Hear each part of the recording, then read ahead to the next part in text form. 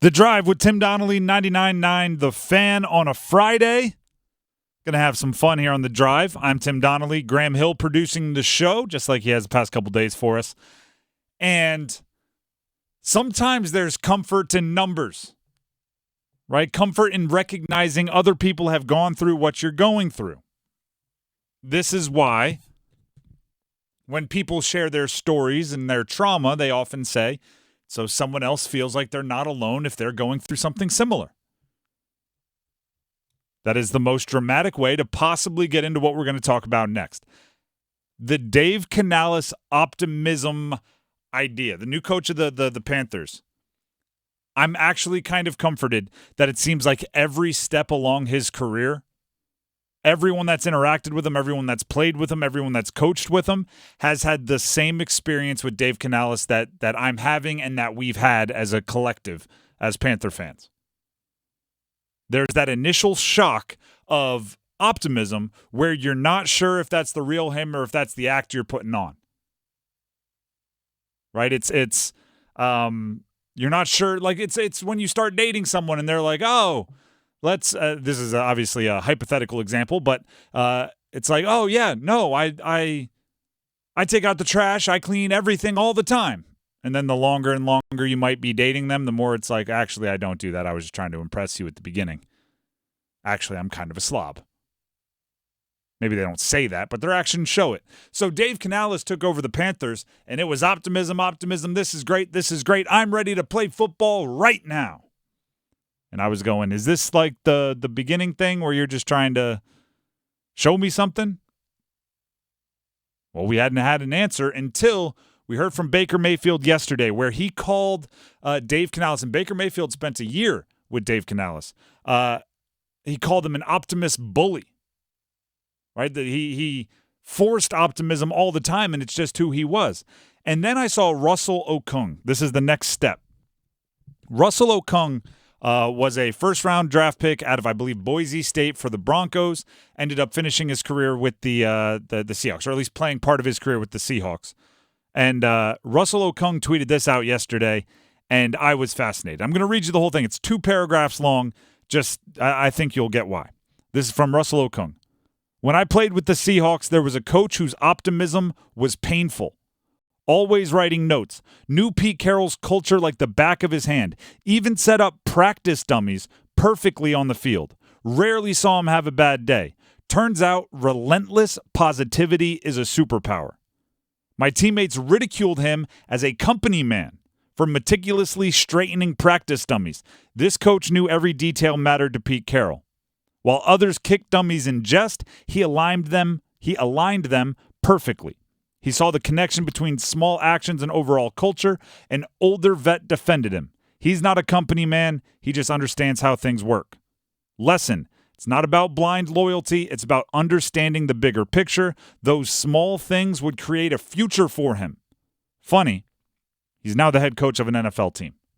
So that optimism really trickles all the way down to the little stuff that you see in NFL teams, all the way down to setting up the practice dummies. It goes from like, he's happy about that, like try hard, hardo, to, oh, that's just who he is. Dave Canales gives off the vibes that he's actually like hyping up the practice dummies. Like, hey, you're going to go out there, you're going to take some big hits, but you're going to get right back up.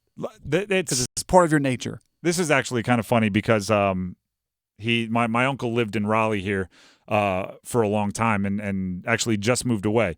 But we talk about as a family how he's like the best person in the world to play golf with. Because you might hit 12 bad shots, but when you connect on one, he's like, whoa, giving you fist bumps, right? Best shot of the day. That's a pro golf. Like, he's just an optimistic person. And because I've known him as long as I've been alive, I know that's just who he is, right? But there's probably some, like, he gets paired up with a random in the golf world. There might be a moment where it's like, I just had 10 bad shots. I hit one good shot. He celebrated like it's the Super Bowl.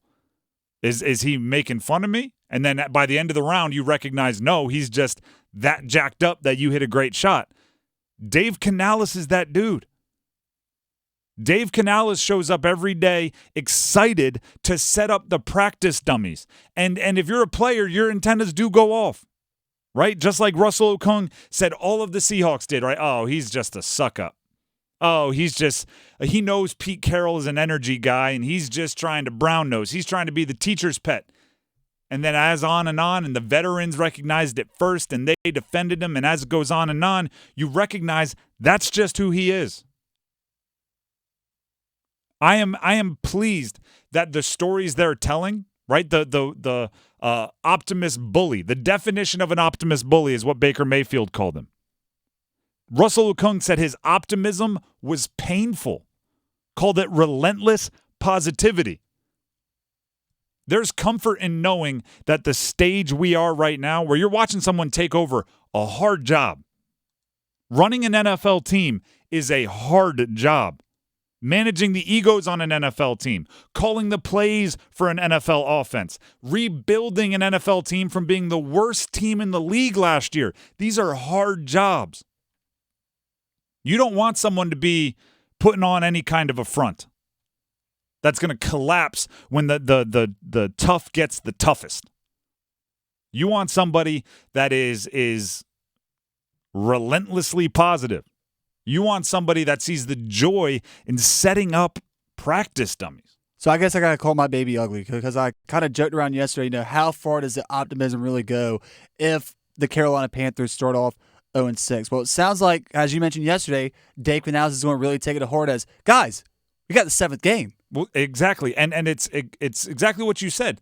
That questioning, I'm glad everyone else did it also, right? I'm glad because sometimes you think something and you're sitting back going am I the only one wondering this? Right? Am I the only one that sees what's going on here? Am I the only one concerned? No. The thing is, in Seattle, players were looking at this guy's optimism and going, I don't know.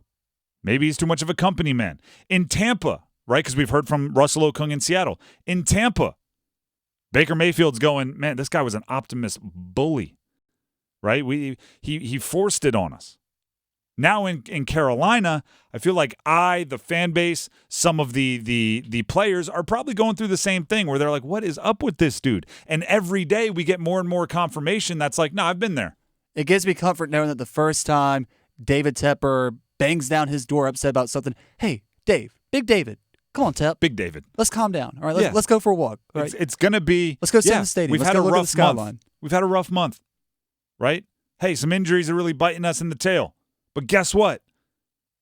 We have the opportunity to build off of all of those mistakes we learned and get better. Like, he is that guy, which, by the way, I'm not sure is the best hang in the world. Like, if you're drafting people to, go on a bachelor party with, or you're like, hey, we got one night in town, let's get the crew together, I'm not sure you want the person who every time you complain is going to try to spin it into a positive. Every time you're like, man, my flight was delayed 8 hours today because some IT glitch. You don't want somebody answering with yeah, but those 8 hours gave you so much me time to reflect on where you are in life and how lucky are you that you didn't have to be somewhere urgently. I'm not sure you want that guy at the bachelor party, but I do think you want that guy as your head coach. Right? There's different skill sets that make you draft pick number 1 for a night on the town and make you draft pick number 1 for being a head coach of an NFL team that's about to enter into an arduous and long rebuild. And I think that's what everybody kind of reacts to. It's like, whoa, this guy's a lot. And then they come around to, actually, it's nice to always have the practice dummies set up perfectly. Right? It's nice when I start a drill to have everything set up exactly where it should be so we can get the most out of the drill. Right? You don't want to be the guy that's like, hey, we ordered pizza. Can you help me set the table? Right? Let's get out the china. But at a practice field, if it's like, hey, we've got individual period coming up. I need cones at 15 yards and 17 yards. You want somebody that's not putting them at 12 and 18 yards. You know what I mean? So thank you to Russell Okung for letting us in a little bit, alleviating some of my concerns, right? Peeking back behind the curtain a little bit. I appreciate that.